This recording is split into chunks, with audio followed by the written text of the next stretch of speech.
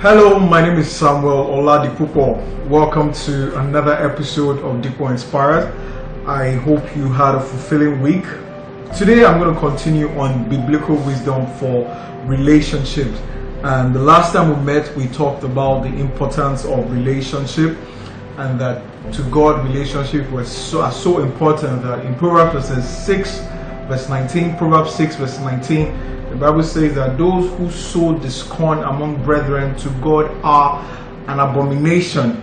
And even the devil understands the importance of relationships, that if he is able to successfully attack a home or a marriage, then he can successfully attack a nation or a society.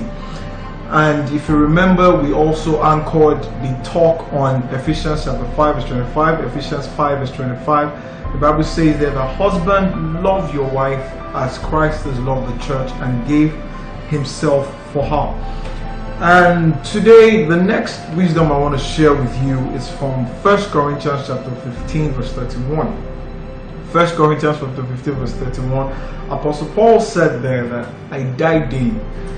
Very powerful, very short statement. It talks about his relationship with God.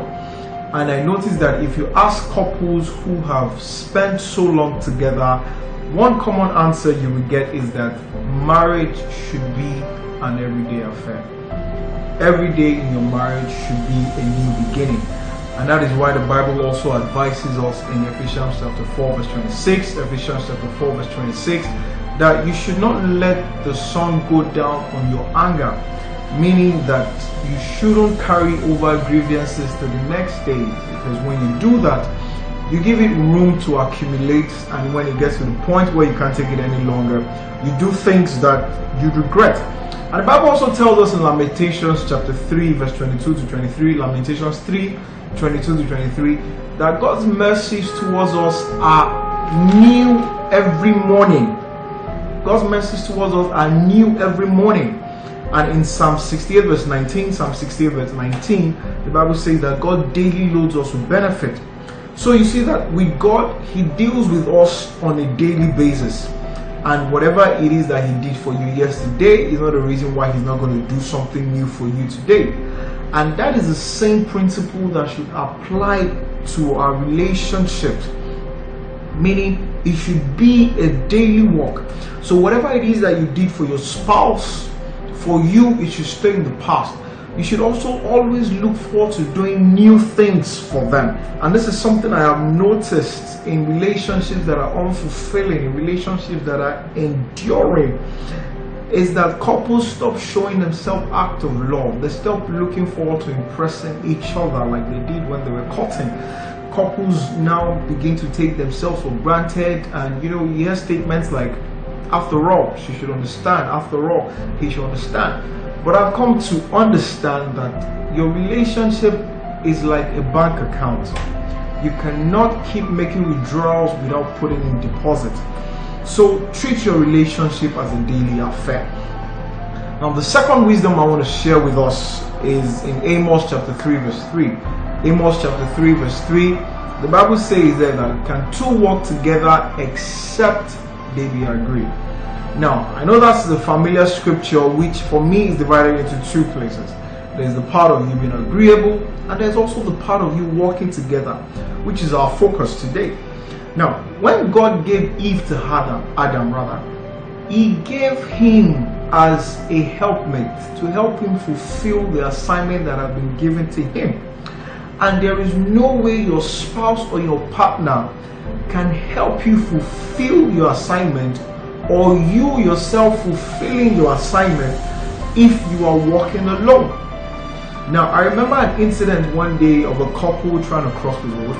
Now, the husband was a smart type who could just easily walk through cars and get his way. But the wife, on the other hand, preferred that the traffic should clear before she crosses. And the husband decided not to wait for his wife and cross. Now, I noticed that when he got to the other side of the road, he couldn't go anywhere until his wife had crossed. And I learned a big lesson that day. No matter how far you go in life, if you don't carry your spouse along, one day he or she is going to be a hindrance, and it is going to be a very bad one. And also remember listening to Pastor Adeboye on one of his messages, The Transformed Man, on which he talked about the transformed husband. He said, if you fall, how far down you go in life depends on how high your wife is. Meaning that if you are the rooftop and your wife is somewhere at the decking or at the rooftop with you, she won't let you go past the rooftop before she catches you. But if you are the rooftop and your wife is at the foundation, you are going to get to the foundation before you stop falling. And I'm sure the last thing you want is a relationship between David and Goliath, because the only thing the Bible tells us David was able to do when Goliath fell was cut off his head. And I'm certain that there is no way a man as small as David was going to help a man as big as Goliath get up. So walking together requires that you invest in your spouse. Invest in them emotionally, invest in them spiritually, invest in them financially, invest in them physically. So if you don't like the way your spouse looks or dress, then invest in it. So I'm going to stop here today. Hopefully we continue some other time, and I pray for someone that your relationship will be as fulfilling as God desires it to be. Stay blessed.